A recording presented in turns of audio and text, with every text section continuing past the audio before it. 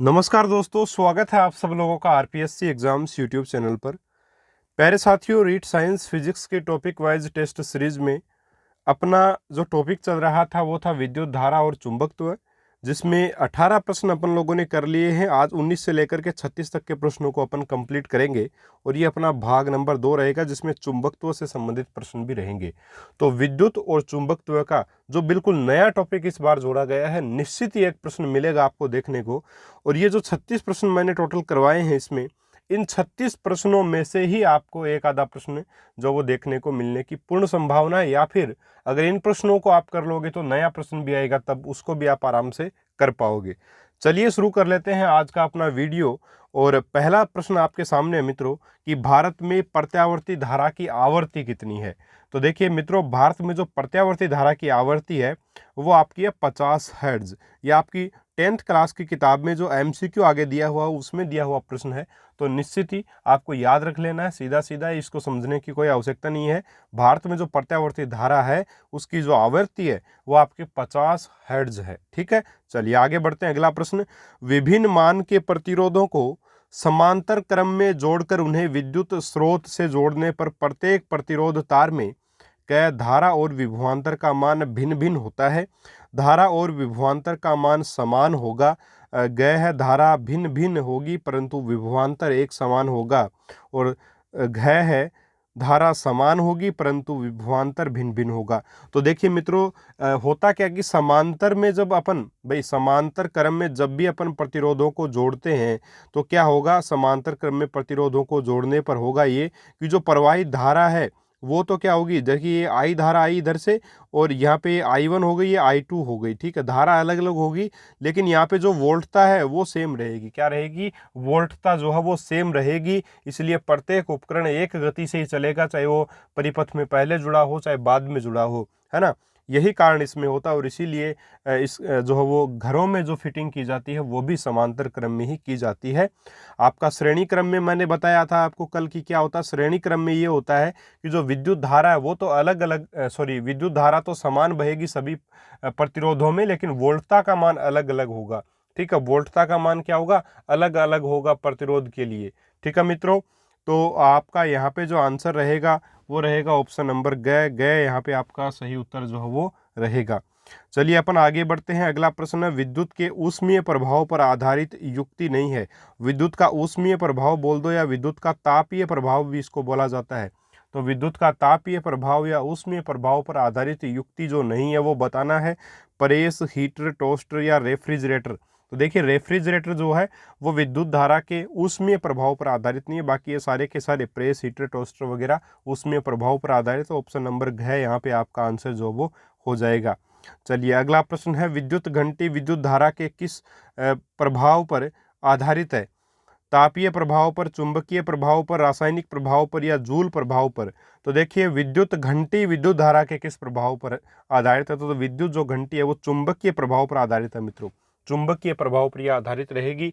तो ऑप्शन जो ब है वो सही उत्तर इसका रहेगा। चलिए आगे बढ़ते हैं। अगला प्रश्न, कबाड़ से चुंबकीय पदार्थों को पृथक करने के लिए निम्न में से किस विधि का उपयोग करते हैं। विद्युत चुंबक का, विद्युत सेल का, फ्यूज का या निमज्जक छड़ का। तो देखिए यहाँ पे आपका उत्तर होगा विद्युत चुंबक का। ठीक है, ऑप्शन नंबर ए जो वो सही होगा। ये आपकी 10वीं क्लास के आगे के प्रश्न है, इसलिए ऑब्जेक्टिव टाइप प्रश्न जो किताब में दिए होते हैं वो है थोड़े इजी लग रहे होंगे आपको। अभी और प्रश्न आएंगे जो बनाए गए हैं, वो थोड़े से टफ प्रश्न भी आपको देखने को इसमें मिलेंगे। पहले इंपॉर्टेंट प्रश्नों को कर लेते हैं जो किताब में दिए गए हैं। 24वां प्रश्न कि निम्नलिखित में से किस विलयन में विद्युत धारा का प्रवाह नहीं होता है। कॉपर सल्फेट, सिल्वर नाइट्रेट, आसुत जल या नमक युक्त जल। तो देखिए मित्रों, आप हमेशा याद रखिएगा कि जो बिल्कुल शुद्ध जल होता है, बिल्कुल आसुत जल होता है, केवल उसी में विद्युत धारा का प्रवाह नहीं होता। बाकी कॉपर सल्फेट, सिल्वर नाइट्रेट, नमक युक्त जल वगैरह लिक्विड है और उसमें अशुद्धि है, तो वहां से विद्युत धारा 100% प्रवाहित होगी। लेकिन आसुत जल में ऐसा नहीं होता। हाँ, आसुत जल का मतलब ये कि बिल्कुल शुद्ध जल है वो। ठीक है, उसमें किसी प्रकार का मिलावट नहीं है। अगर अपन किसी प्रकार जैसे उसमें अपन नमक डाल दें या चीनी डाल दें तो निश्चित ही, नींबू डाल दें तो उससे निश्चित ही विद्युत धारा प्रवाहित होने लग जाएगी। तो ऑप्शन स यहाँ पे आपका उत्तर होगा। अगला प्रश्न, निम्नलिखित में से विद्युत घंटी का अवयव नहीं है। लोहे की पत्ती, कुंडली, संपर्क पेच या चुंबकीय सुई। तो जो विद्युत घंटी का अवयव नहीं है वो है मित्रों चुंबकीय सुई, इसमें नहीं होती।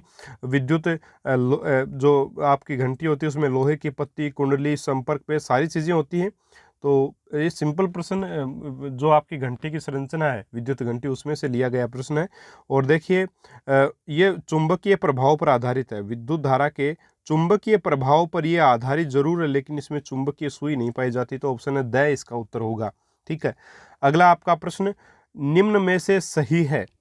जब किसी सुचालक कार नहीं है, सुचालक तार से विद्युत धारा प्रवाहित की जाती है तो वह गर्म हो जाता है, यही विद्युत धारा का ऊष्मीय प्रभाव। तो बात बिल्कुल ठीक है। अगला, चालक तार को गर्म करने पर किया गया कार्य ही ऊष्मा ऊर्जा कहलाती है। ठीक है, तो देखिए ये बात भी बिल्कुल ठीक है भाई, हीट तो आएगी ही, ऊष्मा ऊर्जा ही बोलेंगे उसको। अगला, ऊष्मा ऊर्जा का मात्रक जूल होता है, तो ऊष्मा ऊर्जा का जो मात्रक है वो क्या होगा, जूल ही होगा, निश्चित तौर पे बिल्कुल सही बात है। ठीक है, तो मतलब भाई चालक तार में गर्म करेंगे अपन चालक तार को, तो एक प्रकार से वो किया गया कार्य ही तो है, और जो कार्य किया गया है उसी को अपन ऊष्मा ऊर्जा कहते हैं। तो कार्य का मात्रक क्या होता है, जूल का, तो ऊष्मा ऊर्जा का मात्रक भी क्या होगा, जूल ही होगा, सीधी सी बात है। और किसी प्रकार की ऊर्जा हो, मात्रक आपका जूल ही लेंगे अपन एक प्रकार से ना। तो ऊर्जा का मात्रक भी अपन जूल ही लेते हैं, कार्य का मात्रक भी जूल लेते हैं। तो इस प्रकार से यहाँ पे आपका ये तीसरा ऑप्शन भी सही है। तो उपयुक्त सभी इस प्रश्न का जो उत्तर है वो हो जाएगा। चलिए आगे बढ़ते हैं। अगला आपका प्रश्न है कि 10 वोल्ट के संचायक सेल से 50 ओम की नाइक्रोम की प्रतिरोध कुंडली को जोड़कर 1 घंटे तक धारा प्रवाहित की जाती है, तो कुंडली में उत्पन्न ऊष्मा का मान ज्ञात करो। देखिए बहुत ही अच्छा प्रश्न है, आपकी किताब का न्यूमेरिकल प्रश्न है मित्रों ये। ठीक है, इसको करेंगे कैसे, देखिए 10 वोल्ट के संचायक सेल से 50 ओम, यहाँ पे वोल्टता का मान अपने को दिया गया है, मैं लिख लूँ कि V बराबर आपको दिया गया है, V बराबर आपको दे रखा है 10 वोल्ट। ठीक है, V बराबर 10 वोल्ट आपको दिया गया है, R यानी प्रतिरोध दिया गया 50 ओम का, उसमें प्रतिरोध लगा हुआ है। ठीक है, इसको अपने टाइम दे रखा 1 घंटा, 1 घंटा अपने पास समय है। अब देखिए मित्रों यहाँ पे उत्पन्न ऊष्मा यानी हीट का मान अपने को फाइंड आउट करना है। ठीक है, तो हीट का मान आपका होता है क्या, वैसे सूत्र क्या होता है आपको करवाया हुआ, H बराबर क्या होता है आपका I स्क्वायर RT। I मतलब विद्युत धारा का होल स्क्वायर, और R का मतलब प्रतिरोध, और T का मतलब टाइम। अब देखिए प्यारे मित्रों यहाँ पे अपन क्या करेंगे, जो टाइम होता है इसमें सेकंड में होता है, तो 1 घंटे में कितने सेकंड होंगे, 60 मिनट 60 सेकंड, यानी कि कुल मिलाकर के 3600 सेकंड का समय अपने पास हो गया। समय अपन किस में लेंगे, समय अपन हमेशा किस में लेंगे, समय हमेशा इसमें जो ऊष्मा ऊर्जा ज्ञात करते हैं तब सेकंड में लिया जाता है। तो ये इसका हो जाएगा। ठीक है, अब अपने को फाइंड आउट, देखिए अपने पास V का मान है, R का मान है, T का मान है, I का मान अपने को चाहिए। I का मान V बराबर क्या होता है, V बराबर होता है मित्रों IR, किससे होता है, ओम के नियम से। तो यहाँ पे I का मान क्या हो जाएगा, V बटा R हो जाएगा। V का मान कितना आपके पास 10 वोल्ट है, R का मान 50 है, तो मित्रों कितना हो जाएगा आपका, एक में अपन 5 का भाग लगाएंगे तो कितना आ जाएगा, 2 एम्पियर। धारा कितनी आ जाएगी, 2 एम्पियर की धारा आ जाएगी। तो अब अपन हीट का मान आराम से, ऊष्मा ऊर्जा का मान ज्ञात कर सकते हैं। I स्क्वायर यानी 0.2 का स्क्वायर यानी 0.2 इंटू 0.2, और इंटू में R कितना है आपका 50 है, और गुना T कितना है आपका 3600 है। ठीक है, कितना है 3600 है मित्रों। अब देखिए यहाँ पे अपन जब करेंगे मल्टीप्लाई वगैरह तो ये आराम से अपन कर सकते हैं, 2 दूनी 4, और देखिए 2 दूनी 4, चलिए कर ही लेते हैं, 2 दूनी 4 हो गए, और देखिए 2 अंकों पे दशमलव, इसलिए 0 और लगाया और दशमलव लगा दिया मैंने, और गुणा में क्या आ जाएगा 50, और गुणा में आ जाएगा 3600। अब ये 2 0 हट जाएंगे तो ये दशमलव भी हट जाएगा, 4 गुणा 50 यानी कितने होंगे, 5 चौक 20 होंगे, तो ये आपका 20 आ गया, और एक 0 और आ गया, और गुणा में 36 आ गया, यानी 36 दूनी कितने होंगे, 72 होंगे, 2 0 और आगे आ जाएंगे, तो 7200 जूल जो है वो आपकी क्या आ जाएगी, ऊष्मा ऊर्जा आ जाएगी। ऑप्शन नंबर 2 इस प्रश्न का बिल्कुल सही उत्तर आपका साथियों रहेगा। उम्मीद करूंगा बहुत आसानी से आप इसको समझ पाए होंगे। चलिए आगे बढ़ते हैं। अगला आपका प्रश्न है प्रश्न नंबर 28। एक अश्वशक्ति यानी एक हॉर्स पावर किसके बराबर होता है, तो एक हॉर्स पावर सब लोग जानते हैं 786 वाट के बराबर होगा। तो सॉरी 786 ने 746 वाट, माफ़ी चाहूँगा 746 वाट। ठीक है, 746 वाट के बराबर होता है एक हॉर्स पावर, एक HP 746 वाट के बराबर होगा। तो चलिए आगे बढ़ते हैं। अगला आपका प्रश्न है विद्युत शक्ति के लिए सही नहीं है। एक, विद्युत शक्ति का मात्रक जूल प्रति सेकंड होता है। दूसरा, विद्युत शक्ति का मात्रक वाट होता है। तीसरा, विद्युत शक्ति का व्यावसायिक मात्रक किलोवाट घंटा होता है। या चार, इनमें से कोई नहीं। तो देखिए मित्रों, यहाँ पे जो कथन गलत है वो देखिए आप, यहाँ पे जो कथन गलत है वो है आपका ऑप्शन नंबर 3, क्योंकि विद्युत शक्ति का व्यावसायिक मात्रक किलोवाट प्रति घंटा नहीं होता, विद्युत ऊर्जा का होता है। ठीक है, विद्युत ऊर्जा। ठीक है, विद्युत ऊर्जा का मात्रक होगा किलोवाट प्रति घंटा, न कि विद्युत शक्ति का। विद्युत शक्ति का मात्रक जो है वो वाट होता है, ये बात सही है। विद्युत शक्ति का मात्रक जूल प्रति सेकंड भी अपन बोलते हैं, ये भी सही है। लेकिन ऑप्शन 3 जो वो सही नहीं होगा, तो निश्चित ही ऑप्शन 3 इस प्रश्न का आपका उत्तर हो जाएगा। चलिए अपन आगे बढ़े। अगला आपका प्रश्न है, देखिए, 2 बल्ब 100 वाट के प्रति दिन 8 घंटे जलते हैं। 100 वाट के दो बल्ब 100 वाट के प्रतिदिन 8 घंटे जलते हैं। एक महीने बाद कितने यूनिट विद्युत ऊर्जा का व्यय होगा? तो प्यारे साथियों, बहुत ही आसानी से कर सकते हैं इस प्रश्न को, कहीं कोई समस्या नहीं आनी चाहिए। विद्युत ऊर्जा अपने को फाइंड आउट करनी है, तो विद्युत ऊर्जा का फॉर्मूला भी आपको मैंने वैसे करवाया हुआ है। विद्युत ऊर्जा बराबर क्या होती है आपकी, जो आपकी शक्ति होती है विद्युत शक्ति, ठीक है, जो विद्युत शक्ति होगी यानी पावर जो होगी, विद्युत शक्ति अपन बोल दें इसको, विद्युत शक्ति, और गुणा में क्या हो जाएगा आपका, गुणा में हो जाएगा आपका समय। विद्युत शक्ति और गुणा में समय। अब अपन जानते हैं कि मित्रों, जो आपका विद्युत शक्ति है, विद्युत ऊर्जा जो है वो किस में होती है आपके, किलोवाट प्रति घंटा में होगी। ठीक है, किलोवाट में होगी, वो वाट में नहीं होगी, किलोवाट में। और विद्युत शक्ति होती है वो वाट में होती है, तो यहाँ पे 100 जो वो वाट में दे रखा है। इसलिए क्या करते हैं, इस विद्युत ऊर्जा के जो एक प्रकार से जो आपका सूत्र बनता है उसमें 1000 का भाग लगाया जाता है। वो इसलिए लगाया जाता है क्योंकि ये जो वाट है इसको किलोवाट में बदलने के लिए ऐसा किया जाता है, क्योंकि विद्युत शक्ति जो है वो वाट में होती है और विद्युत ऊर्जा का मात्रक किलोवाट है। तो किलोवाट में बदलने, वाट को किलोवाट में बदलेंगे तो निश्चित तौर पे किसका भाग लगेगा, 1000 का भाग लगेगा। इसलिए सूत्र में 1000 का भाग लगता है। तो विद्युत शक्ति का मान 100 है यहाँ पे, समय आपका 8 घंटे है प्रतिदिन के हिसाब से। ठीक है, और बल्ब कितने हैं, 2 हैं, तो 2 से और मल्टीप्लाई करेंगे। साथ में आपकी समय कितना है, 8 घंटे प्रतिदिन है, और 30 दिन तक लगातार ऐसा हो रहा है। भाई महीना भर दे रखा है, तो अपन ये थोड़ी है कि अप्रैल महीना देता तो अपन सोचते, मार्च महीना देता तो अपन 31 दिन करते, अप्रैल देता तो 30 दिन करते, मई देता, ठीक है, जून देता, इस प्रकार से तब तो अपन सोचते। लेकिन यहाँ पे महीना दिया हुआ तो 30 दिन ही मानेंगे। चलिए, 1000 का यहाँ पे फिर भाग लगा देंगे, बाकी तीनों जीरो इस प्रकार से यहाँ पे कट जाएंगे। अब देखिए ये क्या बना आपका, 8 तिये 24 और 24 दूनी 48, यानी कि 48 यूनिट आपके आ जाएंगे, 48 यूनिट।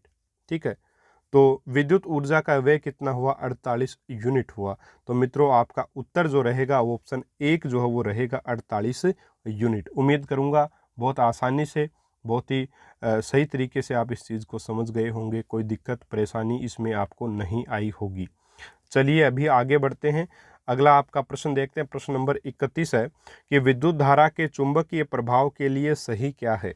एक, विद्युत धारा का खोजकर्ता ओरस्टेड को माना जाता है, जो कि बिल्कुल सही बात है। अगला, दक्षिणावर्त पेच दक्षिणावर्त पेच नियम में पेच की नोक, ठीक है, विद्युत धारा की दिशा को बताती है। इस प्रकार से देखिए, इस प्रकार से पेच की जो नोक है, पेच की नोक ये हो गई, ये विद्युत धारा की दिशा को बताती है। ठीक है, और ये विद्युत क्षेत्र जो इस प्रकार से घूमता हुआ जाता है। तो ये बात बिल्कुल ठीक है, ऑप्शन 2 भी बिल्कुल सही है। तीसरा है, दक्षिण हस्त नियम में अंगूठे की दिशा जो नीचे की तरफ होती है, आपके अंगूठे की दिशा धारा को बताती है और अंगुलियां चुंबकीय क्षेत्र को बताती है। ये भी बिल्कुल ठीक बात है, कहीं दिक्कत नहीं है, बिल्कुल सही है। तो उपयुक्त सभी सारी बातें देखिए ठीक है, इसलिए ऑप्शन नंबर 4 इस प्रश्न का सही उत्तर जो है वो आपका रहेगा। आप स्क्रीनशॉट ले सकते हैं, आप लोग खुद लिख सकते हैं। ठीक है, आप जब भी आपको जरूरत पड़े आप देख सकते हैं इनको। ठीक है, अगला आपका प्रश्न है, निम्न में से असत्य है, असत्य क्या है? एक, चुंबक के चारों ओर का क्षेत्र जहां तक उसके चुंबकीय प्रभाव को महसूस कर सकते हैं चुंबकीय क्षेत्र कहलाता है। दूसरा, किसी चुंबक के चारों ओर चुंबकीय क्षेत्र को प्रदर्शित करने वाली वास्तविक रेखाओं का समूह खींचा जाता है, इन्हें क्षेत्र रेखाएं कहते हैं। 3 है, चुंबकीय फ्लक्स का मात्रक वेबर होता है। और चौथा है किसी चुंबकीय क्षेत्र में रखे पृष्ठ से गुजरने वाले चुंबकीय बल रेखाओं की संख्या को उस पृष्ठ से संबंध चुंबकीय फ्लक्स कहते हैं। तो देखिए मित्रों, यहाँ पे असत्य कथन पूछा, सारी बातें बिल्कुल ठीक है, केवल एक छोटी सी गलती एक शब्द की, वो है ऑप्शन नंबर 2 में। ये जो देखिए एक चुंबक, मान लीजिए एक चुंबक है और इस प्रकार से इसमें चुंबकीय बल रेखाएं जो वो निकलती रहती हैं, अपने को दिखाई नहीं देती, लेकिन चुंबकीय बल रेखाएं ये निकलती रहती हैं। तो ये जो रेखाएं हैं ये अपने को दिखाई क्यों नहीं देती? क्योंकि ये वास्तविक थोड़ी होती हैं, ये कैसी होती हैं? काल्पनिक होती हैं मित्रों। यहाँ पे वास्तविक शब्द दिया गया है जो कि गलत है, इसलिए निश्चित ही इस प्रश्न का जो उत्तर है वो ऑप्शन 2 होगा। चलिए आगे बढ़ें। अगला प्रश्न, विद्युत लेपन की क्रिया में विद्युत धारा का कौन सा प्रभाव काम में आता है? तो सब लोग जानते हैं विद्युत धारा का रासायनिक प्रभाव वहाँ पे काम में आएगा। तो ऑप्शन 2 इस प्रश्न का जो है वो उत्तर रहेगा। इस विद्युत धारा के रासायनिक प्रभाव को मैंने बिल्कुल आपको एग्जाम्पल के साथ जब पढ़ाया था तब करवाया था, ठीक है। नए टॉपिक्स जब ऐड हुए, सभी कोचिंग्स से पहले जो नए टॉपिक्स किताबों में से आपको मैंने करवाए, तो और काफ़ी लोगों ने देखे भी, बहुत ही सपोर्ट किया, काफ़ी फ़ायदा भी एक प्रकार से आपको हुआ होगा उससे, ठीक है। चलिए वो आप देख सकते हैं, अलग से एक प्लेलिस्ट का लिंक आपको डिस्क्रिप्शन बॉक्स में दिया हुआ है कि जो नए टॉपिक्स हैं साइंस के जो ऐड हुए हैं 2021 की रीट में पहली बार, उनको अलग से एक प्रकार से उनकी प्लेलिस्ट बना दी है, उसमें आप उसको देख सकते हैं।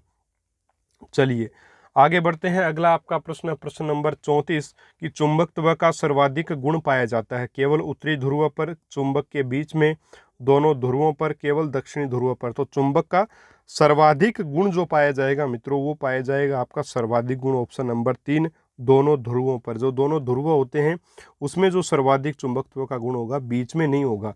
ये नॉर्थ और साउथ पोल इस प्रकार से अगर दिए हैं तो आपके नॉर्थ और साउथ पोल दोनों के ऊपर जो है वो, उत्तरी और दक्षिण ध्रुव दोनों के ऊपर जो विद्युत धारा आपका चुंबकत्व का मान सर्वाधिक होगा, बाकी इसमें बीच में कम होगा, ठीक है। तो निश्चित ही उत्तर जो है वो ऑप्शन नंबर 3 यहाँ पे आपका रहेगा। चलिए आगे बढ़ते हैं। अगला आपका प्रश्न है कि चुंबक के लिए सही कथन है, सही कथन नहीं है, सही कथन नहीं है। एक स्वतंत्रता पूर्वक लटकी चुंबक हमेशा उत्तर दक्षिण ध्रुव में रहती है, बिल्कुल सही बात है। अगला है चुंबक के समान ध्रुव में आकर्षण और असमान ध्रुवों में प्रतिकर्षण होता है, ठीक है।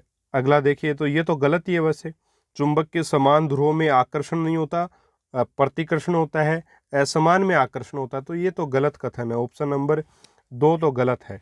तीसरा देखिए, किसी चुंबकीय पदार्थ को बार बार चुंबक से स्पर्श करने पर उस पदार्थ में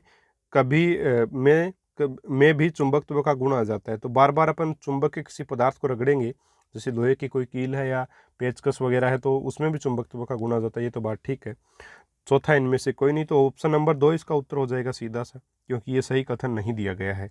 अगला आपका प्रश्न और लास्ट प्रश्न इस वीडियो का, विद्युत धारा तथा चुंबकत्व के टॉपिक का भी लास्ट प्रश्न कि चुंबक का उपयोग किस किस चीज़ में होता है? दिशा सूचक यंत्र में होता है, स्पीकर तथा विद्युत घंटी में होता है, आँख से लोहे के कणों को निकालने में भी होता है। तो सारी बातें बिल्कुल सही हैं, बिल्कुल ठीक है, कहीं कोई दिक्कत नहीं है। ऑप्शन नंबर 4 इस प्रश्न का आंसर हो जाएगा।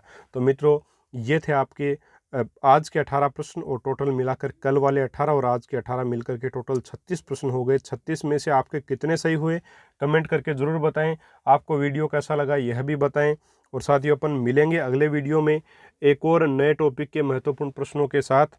इसके अलावा आप चैनल के ऊपर नए हैं तो चैनल को सब्सक्राइब कर सकते हैं, घंटे के निशान को ज़रूर दबाएं ताकि आपको हमारे वीडियोस के नोटिफिकेशन मिल सकें। मिलेंगे अगले वीडियो में और शानदार प्रश्नों के साथ, तब तक के लिए नमस्कार, जय हिंद, जय भारत।